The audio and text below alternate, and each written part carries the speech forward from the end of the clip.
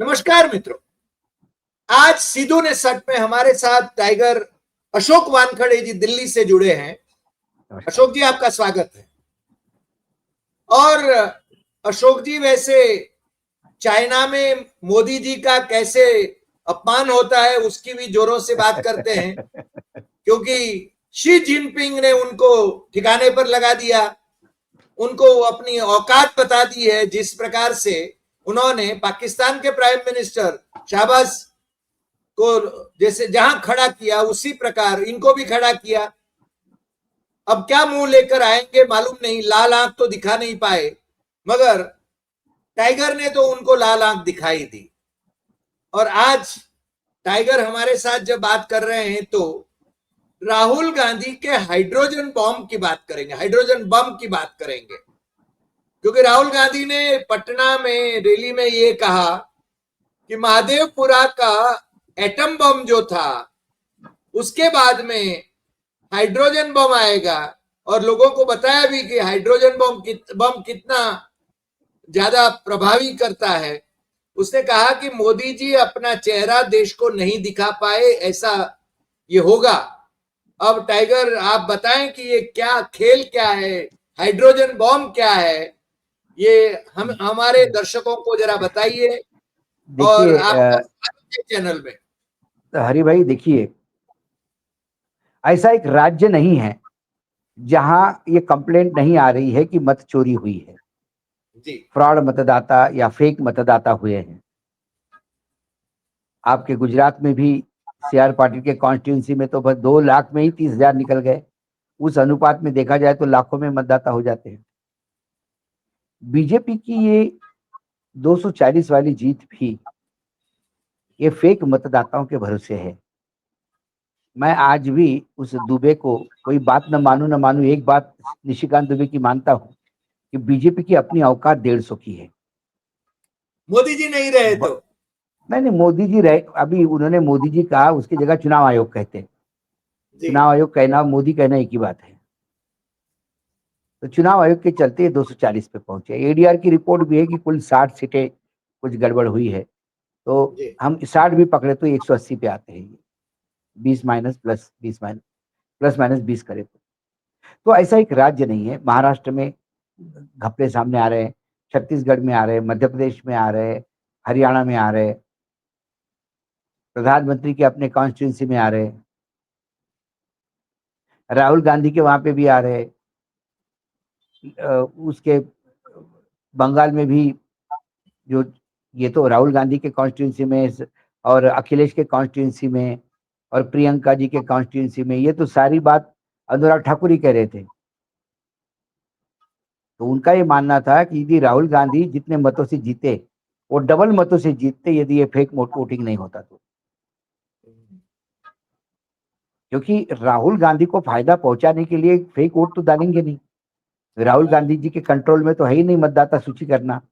उस बापड़े को तो मतदाता सूची मांगने के लिए भी कोर्ट जाना पड़ता है, उसके लिए भी कोर्ट जाना पड़ता है। जी और जब उसने विथ प्रूफ सारी सबूतों के साथ, जब बेंगलोर सेंट्रल की एक विधानसभा कॉन्स्टिट्यूंसी महादेवपुरा में 1,02,52 फर्जी मतदाता डाटा के साथ दिए, प्रूफ के साथ दिए, लेकिन उसके बाद भी क्या हुआ? आप अफिडेविट हमारे फॉर्मेट में दो तो मानेंगे। मतलब इनको एक कोई जोर से जूता मारे तो भी चुनाव आयोग कहते कि नहीं, आपने जूता मारा वो सब अपनी जगह पे ठीक है, लेकिन अभी तक तीसरे आदमी ने देखा नहीं आपको जूता मारते हुए, तो हम कैसे मानेंगे कि हमने जूता खाया? कोई तीसरा आदमी बोलना चाहिए कि हाँ भाई साहब बहुत बुरी तरह से जूते से मारा, तो फिर ठीक है। नहीं भाई साहब, लेकिन आपने तो मार खाई ना, वो अपनी जगह पे है, लेकिन हम मानेंगे नहीं मार खाई करके, क्योंकि तीसरा कोई आदमी हमें अभी इसमें गवाह नहीं। मतलब ऐसी बेतुकी बातें कहते हैं चुनाव आयोग। सर्वोच्च न्यायालय में एक अफिडेविट देता है, यहाँ एक बात करता है, सवालों के जवाब नहीं देता। और उनको फर्जी मतदाता सूची फिर एक बार बिहार में, मैं आपको फिर कहता हूं हरि भाई, जब फाइनल सूची आएगी तो आपको बहुत डिजास्टरस मिलेगा उसमें। True true. और चुनाव आयोग कहेगा कि हमें कोई कंप्लेंट, अब कांग्रेस ने कहा कि हमने भैया करीब करीब 89 लाख कंप्लेंट्स दिए, उन्होंने कहा कि वो फॉर्मेट में नहीं दी इसलिए हमने नहीं दी। क्या चुनाव आयोग है? अरे फॉर्मेट में दी नहीं दी भैया, किसी ने कह दिया खाने में मक्खी गिरी तो निकाल के फेंकोगे कि नहीं? कोई भी कहे खाने में मक्खी गिर गई आपके, बड़ा भाई साहब देख लो, तो आदमी उठाता है, ये कहेगा अफिडेविट लेके आओ तुम, और मैं कहता हूं ऐसे अफिडेविट लेके आओ तब मैं मानूंगा, नहीं तो मैं मक्खी खाऊंगा। इतना तो मूर्खतापूर्ण रवैया है। लेकिन ये जो वोटर अधिकार यात्रा जो निकली, हरी भाई, इसने एक नई एक इबारत की है राजनीति में। मैं बताऊं आपको, बिहार ये जननी है क्रांतियों की। महात्मा गांधी की शुरुआत बिहार में हुई, चंपारण से। जयप्रकाश नारायण ने बिहार में शुरुआत की, इंदिरा गांधी ने अपना कमबैक भी बिहार से किया। वो बिहार है, उस बिहार में एसआईआर को इतना नग्न कर दिया इन लोगों ने कि अब इनके पैरों की जमीन खिसक गई। जी। अब होता क्या है, ये राजनीतिक छिछोरापन 2014 के बाद आया। ये छिछोरापन जिसको मैं कहता हूं राजनीतिक या संकीर्ण मानसिकता, ये 2014 के बाद का प्रोडक्ट है। नहीं तो हमने उस समय भी देखा कि जवाहरलाल नेहरू इस बात के लिए कई बार अड़े रहते थे कि अटल जी के खिलाफ कोई स्ट्रांग उम्मीदवार ना हो कांग्रेस का, ताकि अटल जी लोकसभा में आए, क्योंकि अटल जी जैसे नेतृत्व लोकसभा में होना चाहिए। उन्होंने अटल जी के प्रतिभा के कायल थे। उन्होंने किसी विदेशी मेहमान को अटल जी से मिलाते हुए कहा कि he is the bright boy who is the future of India, one day he will become the prime minister. Yes, 1957 में। ये कहने वाला वो बड़े दिल के लोग थे। उन्होंने ये नहीं कहा कि अरे आप संघ बैकग्राउंड से आते हैं, जनसंघ वाले लोग हैं, आपको कहा हटाओ इसको, ये बर्बाद कर देंगे भाई साहब देश को। मैं ही हूं एक, अभी तो मैं तो अविनाशी हूं, मैं पता नहीं कितने दिन जिंदा रहूंगा, 100-200 साल तो मैं जी लूंगा। ऐसा नहीं कहा उन्होंने। कोई भी प्रतिभा है उसको उन्होंने स्वीकार किया। तो उस वातावरण में निर्मित हुई संविधान की। जी। तो संविधान लिखने वालों ने कभी नहीं सोचा कि इतने निम्न स्तर के और छिछोरे लोग राजनीति में आएंगे, कि उनके लिए आपको कई जगह जो आपने एक छोड़ दी है कि यार ये ऐसा हो ही नहीं सकता, इतना गलत कर ही नहीं सकता। क्या कोई राज्यपाल बिलों पे 2 साल तक बैठ सकता है क्या? पास करेगा, रिजेक्ट करेगा। उन्होंने सोचा ही नहीं था इतने छिछोरे लोग राज्यपाल बन जाएंगे और राज्यपाल राजनीति करना शुरू कर देंगे, इसलिए उन्होंने समय सीमा नहीं लिखी। आंबेडकर जी जरूर जानते थे। आंबेडकर जी ने अपने भाषण में कहा था कि मैं संविधान अच्छा बुरा नहीं होता, सरकारें कैसी आती है इस पे डिपेंड करता है, और हमारे यहाँ व्यक्ति पूजा बहुत है हमारे देश में। जी। और किसी नेता यदि व्यक्ति पूजा करने के बाद वो यदि भगवान समझने लगा, तो ये इतना अच्छा संविधान कूड़ा कचरा हो जाएगा, जो वर्तमान में हम 2014 से शने शने धीरे धीरे कूड़ा बनते हुए देख रहे हैं। तो ये जो उनका, मताधिकार, ये जो सॉरी फॉर द इंटरप्शन, उनका ये कहना था कि धर्म में भक्ति वो मोक्ष का मार्ग है, मगर राजनीति में भक्ति वो तानाशाही का निश्चित मार्ग है, जन्म देगा। उन्होंने कहा कि ये व्यक्ति पूजा ही आखिर तानाशाह को जन्म देती है। यस। और वही हुआ। तो अब यदि इस अधिकार यात्रा पे बात करें हम, तो ये जब मतदार अधिकार यात्रा जब शुरू हुई, तो पहले दिन से एक होता है कि भाई ठीक है आप अपना करो, हम हमारा करेंगे, चलो निकाल के देखो, 16 दिन की यात्रा है, निकालो क्या करते हो देखते हैं हम। उसके बाद में फिर मोदी जी निकालेंगे या नीतीश जी निकल जाएंगे रास्ते पे, और फिर देखना आपकी की हुई गंदगी हम साफ करेंगे, ये सोच होता है। लेकिन पहले दिन से सासाराम में आज से 16 दिन पहले जब यात्रा शुरू हुई, 5 दिन से वहां पे लगातार प्रदेश अध्यक्ष, प्रभारी, आरजेडी के प्रदेश अध्यक्ष, सब डीएम के ऑफिस में गुहार लगा रहे कि भैया 5 दिन से एप्लीकेशन पेंडिंग है, सभा की अनुमति, हेलीकॉप्टर उतरने की अनुमति, वहां पुलिस लाइन में हेलीपैड बना हुआ था। उन्हें कहा देते, विचार नहीं है, विचार नहीं है। और रात को 9:30 बजे, एक दिन पहले रात को 9:30 बजे आप ये कहते हो कि हेलीपैड तो ये नहीं मिलेगा, आप अपनी बाहर व्यवस्था करिए और सभा भी आप बाहर करिए। दूसरे दिन सुबह प्रोग्राम है और रात को आप बोलते हैं कि हेलीपैड नहीं मिलेगा। उन्होंने कहा चलो रात में हेलीपैड बना देंगे आप। तो लाइट गायब हो गई। तो बुलेट मोटरसाइकिल ऑन करके उसके टॉर्च में, जो उसका हेडलाइट होता है, उस हेडलाइट के रोशनी में रात को वहां पे हेलीपैड बना। मतलब पहले दिन से देखिए अड़ंगा किस टाइप का। फिर कभी वो यात्रा को परमिशन नहीं, इधर से जाओ उधर से जाओ, फिर कोई काले झंडे करके, फिर बीच में एक आदमी आके प्रधानमंत्री को गाली देके चला जाता है। अरे कोई गाली देने वाला कौन, ये आपका है कि किसका है पता नहीं, क्योंकि कांग्रेस का तो वो सदस्य भी नहीं, ऑफिस बेरर भी नहीं, किसी नेता के साथ उसका फोटो नहीं, कभी गले में कांग्रेस का कुछ गमछा नहीं, कभी घर पे कांग्रेस का झंडा नहीं, अंदर कोई पंजा का पोस्टर नहीं। किसने भेजा उसको? और उसने गाली देने के बाद तुरंत कांग्रेस के सभी पदाधिकारियों ने, राष्ट्रीय अध्यक्ष से लेकर सबने इसका निषेध किया और रिक्वेस्ट की प्रशासन को, गुहार लगाई कि ऐसे लोगों को तुरंत अरेस्ट करके कड़ी से कड़ी सजा देनी चाहिए। सवाल प्रधानमंत्री का है और प्रधानमंत्री से ज्यादा मां को गाली देने का है। कोई भी किसी भी राजनीतिक दल का हो, हर एक की मां वंदनीय होती है और किसी भी महिला को आप अपमानित नहीं कर सकते। ये स्टैंड कांग्रेस ने लिया। तब भी अमित शाह जी कहते हैं कि कांग्रेस माफी मांगे। अरे भाई, गाली किसने दी भाई? कांग्रेस माफी मांगे। और आपका 2019 में भारतीय जनता पार्टी का हिमाचल प्रदेश का अध्यक्ष एक चुनावी रैली में राहुल गांधी को वही गाली देता है जो उस नालायक और व्याभिचारी इंसान ने प्रधानमंत्री जी को दी। तब तो बीजेपी ने किसी ने क्षमा नहीं मांगी थी, निषेध भी नहीं किया था। हमने तो वीडियो चलाया उसकी गाली का।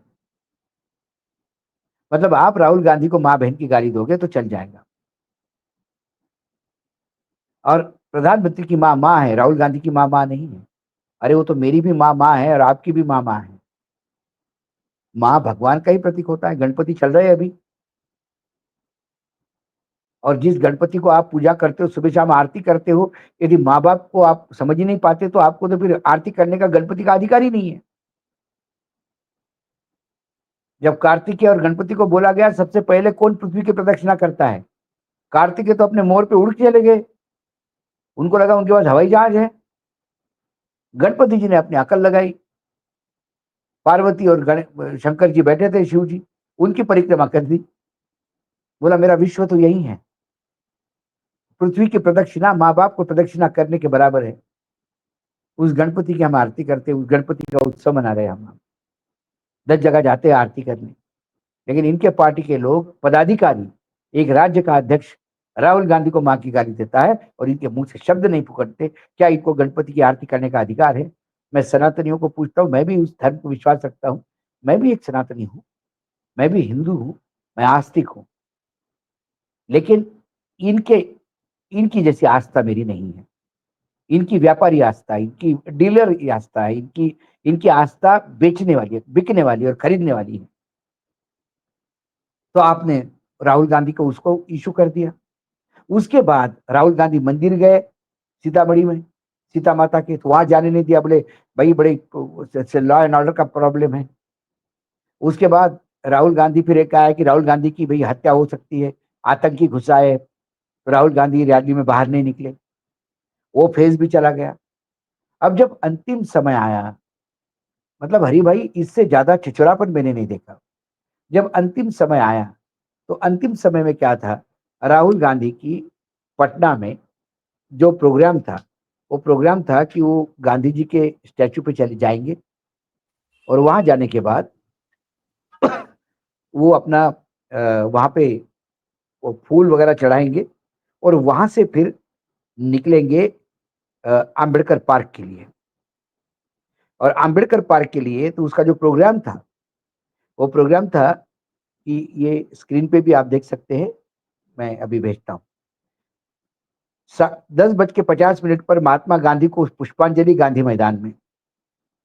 उसके बाद गांधी मैदान से एसपी वर्मा रोड, डाक बंगला चौराया, कोतवाली थाना, नेहरू पथ, इनकम टैक्स चौराया और बाबा साहेब आम्बेडकर पार्क। वहां 12:30 पर बाबा साहेब आम्बेडकर को पुष्पांजलि और 12:40 को जनसभा।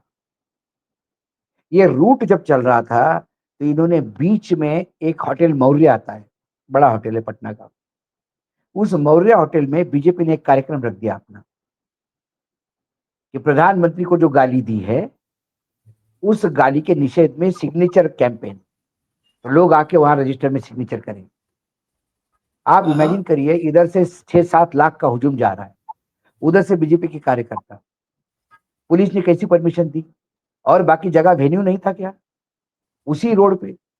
चलो वो भी, क्योंकि इस बार मैं क्या कहूं, मैं जनता को वहां सैल्यूट करता हूं बिहार के। कई बार उस्काने के बाद भी जनता ने जरा भी अपने तरफ से प्रतिकार नहीं किया। वो महात्मा गांधी के हिसाब से ही चलते रहे, गांधीयन फिलोसॉफी पालते हुए और गांधी के मार्ग पर चलते हुए ये लगातार रैली चलती रही। जब ये गांधी मैदान से एसपी वर्मा रोड आ गए और एसपी वर्मा रोड से जब डाक बंगला चौराहे पे आए, तो हरि भाई आपको ताजुब लगेगा, डाक बंगला चौराहे पे पुलिस की पूरी आर्मी लगी हुई थी, पूरे प्लाटून लगे हुए थे, 3-3 लेयर में बैरिकेड्स लगे हुए थे। बोला गया कि यात्रा यहां से आगे नहीं जाएगी। जबकि आम्बेडकर पार्क में पूरी मंच लगा हुआ था, लोगों की बैठने की सारी सारी सुविधाएं थी। उन्होंने कहा नहीं जाएगी आगे। भाई आपने परमिशन दी थी तभी तो यात्रा का रूट तय हुआ। इनको लगा कि यात्रा बीच में रोकेंगे तो हंगामा हो जाएगा, लाठीचार्ज होगा, पुलिस ये करेगी वो करेगी। क्या किया राहुल गांधी, तेजस्वी और इंडिया गठबंधन के बाकी तमाम, हेमंत सोरेन वैसे जैसे लोगों ने वहां टेम्पररी टेबल लगा के मंच खड़े कर दिए और डाक बंगला चौराहे पर ही आम सभा हुई। वहीं माइक लग गए, वहीं 7-8 लाख लोग खड़े खड़े सुनते रहे। ये छिछोरापन नहीं है तो क्या, मुझे बताइए। और जो क्या किया सत्ता में, आपने सत्ता और में? जो सत्ता में इसके पीछे एक और एक मानसिकता है जो मैं पढ़ पाया हूं, वो है मनुवादी मानसिकता। महात्मा गांधी को तो आपने फूल अर्पण किए, आप वहां से निकल लिए, लेकिन आपकी यात्रा जहां समाप्त होती आम्बेडकर पार्क में, वहां आम्बेडकर जी के प्रतिमा पे आपको फूल अर्पण करने थे। इन्होंने आम्बेडकर के प्रतिमा पे फूल अर्पण करने नहीं दिए, क्योंकि आम्बेडकर को कोई भी महान बोलता है तो ये इनको रात को नींद नहीं आती। मुंह में राम और बगल में छुरी, इस प्रवृत्ति के ये लोग हैं। आम्बेडकर को पदों मतलब एक एक स्टेप पे एक गाली देते हैं, आम्बेडकर से घृणा करते हैं। आपको रैली नहीं करवानी थी, आप बोलते कि आप आम्बेडकर पे पार्क में जाइए, वहां आप मंच नहीं लगाएंगे, आप आम्बेडकर जी को प्रणाम करिए और वापस आइए। लेकिन आम्बेडकर तक जाने ही नहीं दिया। ये इनका आम्बेडकर के प्रति स्नेह है। इनके लिए आम्बेडकर एटीएम है चुनाव के समय। और यही खड़गे जी ने अपने भाषण में कहा। खड़गे जी ने कहा कि आप इमेजिन करो, यदि जदूत्व के पास मताधिकार नहीं होता तो ये नेता आपको आज भी चरणों में ही रगड़ते। ना आपके लिए कोई सोचता, ना आपके लिए कोई करता, ना आपके लिए कोई बात करता। क्यों? क्योंकि आपका मत का अधिकार ही नहीं है। बाबा साहब ने हमें मत का अधिकार देकर वो चीज हमारे हाथ में दी है, इनकी मजबूरी है कि ये हमें पैम्पर करें। ये दूसरा काम उन्होंने किया। उसके बाद तमाम लोगों की राहुल मतलब तेजस्वी जी ने बहुत बोला। तेजस्वी जी ने कहा कि आप हमको डरा रहे क्या एफआईआर से? अरे लालू के बेटे हैं हम, आपने उनको हाँ जेल में डाल दिया तो भी नहीं लड़े हैं। और हम तो भगवान श्री कृष्ण को मानने वाले हैं जिनका जन्म ही जेल में रह गया, आप क्या हमको जेल को डराएंगे? उन्हें कहा ये बिहार है, यहाँ से क्रांति शुरू होती है। बोले बिहारियों को कम मत आंकना, बिहारी उड़ती हुई चिड़िया को हल्दी लगा लेते हैं, भूल जाइए बिहारियों को लड़ना। बोले फैक्ट्री गुजरात में और विक्ट्री बिहार में, ये नहीं चलने देंगे। हाँ। बोले डबल इंजन की सरकार है, एक इंजन भ्रष्टाचार करता है और दूसरा इंजन गुंडाई करता है। ये एक एक शब्द उनका, लोग एक एक शब्द पे तालियां बजा रहे थे और रिस्पांस दे रहे थे। उसके बाद राहुल गांधी आए। राहुल गांधी ने खूब सुनाया। तब उन्होंने कहा कि आपने तो एटम बम देखा, उसी से ये हिल गए हैं, इससे भी बड़ा हाइड्रोजन बम आने वाला है। हरि भाई दो जगह काम कर रहे हैं, एक तो हरियाणा में वोट चोरी जी को लेके बहुत डिटेल में काम हो रहा है, और एक जी प्रधानमंत्री के कॉन्स्टिट्यूंसी में हो रहा है, बनारस में। वाराणसी में, हाँ, बनारस में। हाँ। बनारस में, वहां पे भी हो रहा है। अब प्रधानमंत्री इन कैसे मैं वहां से मैं जो ती, कहते हैं कि जीते नहीं जिताए गए हैं, वहां जिताए से गए लोग हैं। कहते हैं। तो इसीलिए वहां के लोगों ने अभी क्या किया, बड़ा यूनिक एक्सपेरिमेंट हुआ बनारस में। बनारस ने कुछ लोगों ने, जो राय साहब है यूपी के अध्यक्ष, वो अजय चुनाव राय। लड़े थे, अजय राय चुनाव लड़े थे। उन्होंने अजय राय का स्वागत किया पगड़ी पहना के कि भैया तू तो हमारा सांसद तो तू ही है, हाँ क्योंकि तू जीता हुआ सांसद है, वो मशीन से जीता हुआ है।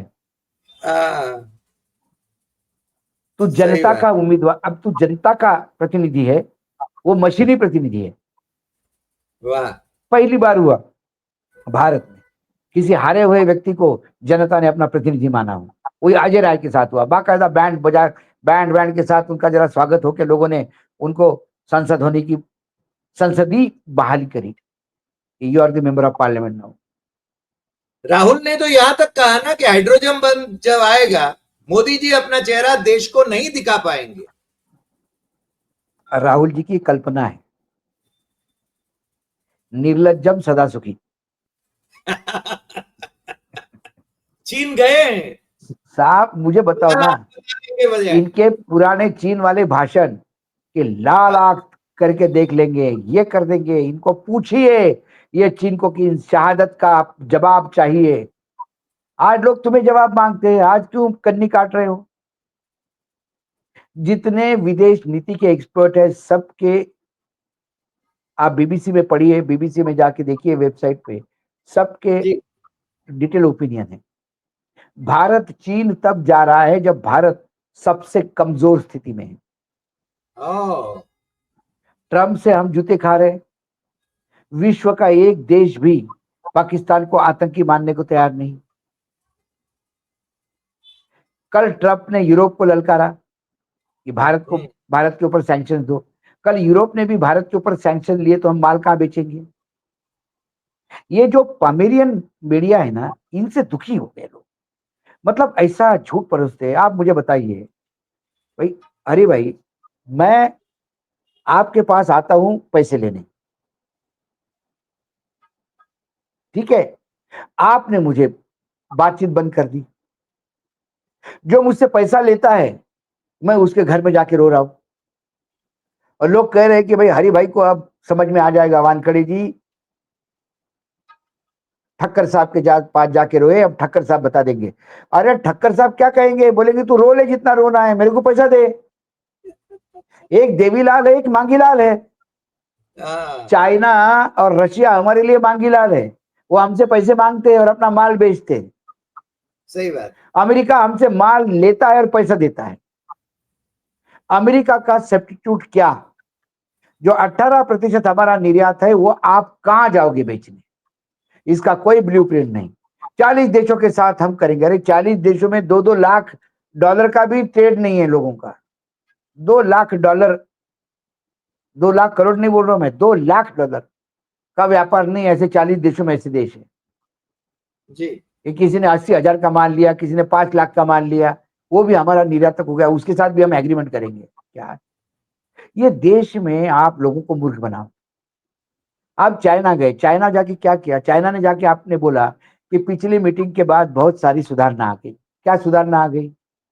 उन्हें वहां डैम बनाया अपने गले के ऊपर, हाँ, पूरे बॉर्डर पे गांव डेवलप किए, मना करने के बाद भी। भाजपा पूरा के लोकसभा सदस्य ने किया। पाकिस्तान पूरा युद्ध चाइना के खंडे से लड़ा। उसने उसको मिलिट्री इक्विपमेंट दिया, पूरा सपोर्ट इक्विपमेंट दिया। दिया साहब, पूरा। हम, और ये मैं नहीं कह रहा हूं, हमारे जो डिप्टी आर्मी चीफ है के। आर्मी के, उन्होंने कहा कि it was a war, we were fighting with China. खंडा तो पाकिस्तान का था, इक्विपमेंट सारे चाइना के थे, टेक्निकल नो हाउ चाइना का था, डाटा प्रोसेसिंग चाइना का था, रियल टाइम डाटा दे रहा था चाइना उनको। क्या हुआ? कुछ नहीं हुआ। हमारी लद्दाख में जो नो मैंस लैंड थी उसके ऊपर चाइना ने कब्जा कर लिया और भारत भूमि को नो मैंस लैंड कर दिया। हमने हमारी भूमि खोई है। तो ये मैं नहीं कह रहा हूं, वो वहां के सांसद का पत्र है सरकार को। क्या क्या उस पर कुछ नहीं, बात हो गई क्या? तापिर नहीं गाव नहीं, बोल रहा है ना, अरुणाचल प्रदेश उस का सांसद तापिर गाव बोल रहा है। वो बोल रहा है अरुणाचल प्रदेश को लेके क्या उन्होंने बताया? बदला ही नहीं। वो बोल रहा था dragon and elephant should dance together. भैया आप तो पाकिस्तान के साथ खेल के हमारे सीने में वैसे भी नाच रहे हो। How can dragon and elephant go together? दोनों का नेचर अलग है। यस। एलिफेंट बुद्धिजीवी माना जाता है, ड्रैगन सिर्फ सर्वनाश करना जानता है, ड्रैगन क्या आग बात उगलना है, जानता है, बहुत अच्छे, ड्रैगन बहुत निगलना अच्छे। जानता है, ड्रैगन निगलना जानता है, जो चाइना कर रहा है। Yes yes. हाथी ने क्या किया? हाथी तो बुद्धि रखता है, हाथी मेमोरी रखता है, हाथी सामाजिक है, हाथी झुंड में जाता है, अकेला अटैक नहीं करता। हाथी तो सर्वसमेशी है। सही बात। इसीलिए लोग हाथी को पालते थे। राइट। उसको पाला भी जाता, ड्रैगन को पाला नहीं जाता। वो कहते कि मगर ड्रैगन साथ में चलिए। सर ये पुतिन को आपने, हाइड्रो पुतिन, हाइड्रोजन बॉम्ब लाएंगे तो हाथी और ड्रैगन का क्या होगा? कुछ नहीं होगा सर, निर्लज्ज है। निर्लज्जम, मैंने क्या बोला? इनका, ये बहुत खुश रहते हैं, इनको कोई फर्क नहीं पड़ता ये कल क्या बोलते हैं, अपने ही बोले हुए पे पलट जाते हैं, पुरानी बातें याद नहीं रहते। मतलब एक आदमी ये कहे कि मैं तो कभी पढ़ा ही नहीं, एक आदमी कहे मैं तो ऐसा पढ़ता नहीं, मैं तो ऐसा देख लेता हूँ, पूरा मेमोरी आ जाती है मेरे इसमें। अरे भाई इतनी स्ट्रांग मेमोरी है तो टेलीप्रॉम्प्टर गड़बड़ा गया तो फपक फपक क्यों होता है? मेमोरी इतनी स्ट्रांग है कि 4 सदियों को, संतों को इकट्ठा बिठा देता है ये आदमी, स्वर्ग से बुला बुला के बिठाओ चर्चा करने के लिए। ये कुपढ़ है इंसान, इनकी डिग्री का पता नहीं है, पता नहीं कहां पढ़ाई जाती है। और अपने ही एजुकेशन के बारे में 10 स्टेटमेंट है इनकी। आई ये एग्री। 20 साल तक भीख भी मांग रहे थे, ये अमेरिका भी घूम के आए, ये बांग्लादेश में जेल में भी गए, ये चाय भी बेच रहे थे जब रेलवे स्टेशन नहीं था। मतलब कई चीजें ये बोल के, और ये पकड़ी गई है चीजें। ये पकड़ी जाने के बाद भी उनके चेहरे पे कभी कभी शिकत दिखी आपने? कभी सही शिकत बात। दिखी? नहीं। फिर भी वो नया झूठ बोलने के लिए फिर से तैयार हो जाते हैं। रात गई बात गई, सुबह उठ मगर के सर सुबह गई। हम कब तक झेलेंगे उनको? कब तक ये झेलेंगे देश की, उनको? ये देखिए देश की जनता ने तो 2024 में ही फैसला कर दिया था हरी भाई। जी। लेकिन किसी ने नहीं सोचा था कि चुनाव आयोग जैसी संस्था का भी ऐसा दुरुपयोग किया जाएगा। ईडी जी। सीबीआई इनकम टैक्स तो हम देख ही रहे थे, डरा रहे थे, पैसा नहीं मूवमेंट होने दे रहे थे, बदनाम कर रहे थे। लेकिन चुनाव आयोग, चुनाव करवाने वाली एजेंसी ही हाईजैक हो जाएगी, ये कभी किसी ने नहीं सोचा था। ये हरियाणा में हो गया, बनारस में हो गया, महाराष्ट्र में हो गया, बिहार में वो तो होगा। हुई, बिहार में भी होगा। मैं बता रहा हूं, आज ही क्या हुआ, आज आरजेडी की एक केस था सुप्रीम कोर्ट में, और सुप्रीम कोर्ट ने कह दिया कि भाई, उन्होंने, आरजेडी ने कहा कि ये ऑब्जेक्शन जो रेस करने का आज आखिरी दिन है, इसकी डेट थोड़ी बढ़ाई जाए। सर्वोच्च न्यायालय ने मना किया, डेट नहीं बढ़ेगी, इसी में करो आप। सूर्यकांत जी का बेंच था, उसके बाद आपके गुजरात के सूर्यकांत जी का, अरे उससे ज्यादा वो हमारे जो गुजरात के आपके जज साहब जो पटना होते हुए दिल्ली आए, वो भी थे, जिनके लेके बहुत बड़ी कंट्रोवर्सी हुई, वो भी बेंच में है। तो उन्हें कहा उन्होंने एक बात कही कि हम बिना वजह चुनाव आयोग के प्रोसेस में इंटरफेयर करना नहीं चाहते, जब तक अत्यावश्यक नहीं हो तब तक। अत्यावश्यक क्या है? जो बीजेपी को सूट करेगा, जो बीजेपी को सूट करेगा वो अनावश्यक है। जो विपक्ष को मारेगा वो अत्यावश्यक है। ये आज की परिभाषा है। नहीं तो न्यायपालिका से उम्मीद नहीं, न्यायपालिका से उम्मीद नहीं, उम्मीद न्यायपालिका से नहीं, उम्मीद अब जनता जनार्दन से है। जनता फर्जी वोटिंग के बाद भी यदि वन साइडेड वोट हुआ, भाई एक कॉन्स्टिट्यूंसी में विधानसभा के 6 लाख वोट है, उसमें 1 लाख फर्जी कर दिया आपने, लेकिन बाकी 5 लाख वोट यदि एक साइड पे गिर गए, तो फर्जी वोटों के भरोसे कितना रहोगे आप? फर्जी वोटों के भरोसे 370 तो नहीं क्रॉस कर पाए ना, 270 के लाले पड़ गए। हाँ, सही बात। ये जनता जनार्दन के हाथ में, ये बिहार की जनता को तय करना है कि उन्हें बहुत सजग होना है। और लेटेस्ट होप कि बिहार की जनता अभी जागरूक रहे और आपने जो कहा वो जरा समझे ना। और राहुल गांधी क्या है, थोड़े से इनोसेंट है, he is very clean at, मतलब प्लेन एट हार्ट। वो समझते नहीं है ये छक्के, मतलब इधर उधर का जो होता ना, वो नहीं समझता उनको।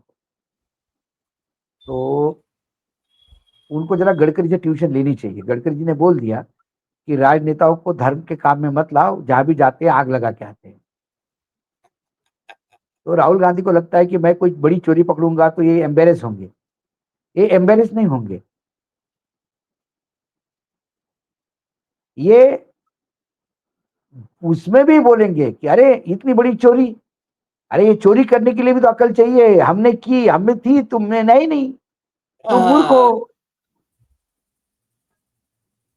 हम कर पाए, तुमने नहीं सोचा, तुम्हारा दिमाग काम नहीं करता, हमारा दिमाग काम करता है, तो हमने बराबर उपयोग ले लिया, तुमने नहीं ले लिया। That is your funeral. और अब तो भागवत भी उनके पक्ष में आ गए। हाँ, भागवत जी ने कह दिया कि उनको सरकार चलाना आती है, लेकिन मुझे भागवत जी को समझ में नहीं आता है। अभी दिल्ली में आने के बाद उनको साक्षात्कार हो गया कि बीजेपी को सरकार चलाना आती है। इंदौर में तो उनको दूसरा साक्षात्कार हो गया कि इस देश में शिक्षा और स्वास्थ्य, ये दोनों चीजें आम आदमी के पहुंच से दूर चली गई है, इतनी महंगी हो गई कि आम आदमी त्राही त्राही कर रहा है। ऐसे सर्टिफिकेट देने वाले मोहन जी दिल्ली में आके कहते हैं कि बीजेपी को सरकार चलानी आती है। तो मोहन जी के अनुसार जो सरकार स्वास्थ्य और एजुकेशन सेवा नहीं दे सकता, उसको अच्छा मानना चाहिए। ये संघ की अच्छे गवर्नेंस की नई परिभाषा है, शायद, जितना मैं समझ पाया। तो सर, आज आप हमसे जुड़े, कई मसलों पर आपने जो मार्गदर्शन किया दर्शकों का, और मौर्य होटल के सामने जिस प्रकार की गुस्ताखी भारतीय जनता पार्टी ने करी, वो बात आपने उजागर करी, इसलिए भी मैं आपका बहुत बहुत आभार मानता हूं। और दर्शकों को आप हमेशा जागरूक रखने के लिए कहते हैं, इसलिए तो शायद आपका नाम टाइगर है। तो वानखेड़े टाइगर हैं। आपका बहुत बहुत धन्यवाद। फिर मिलेंगे नए एपिसोड में नए विषय के साथ। नमस्कार।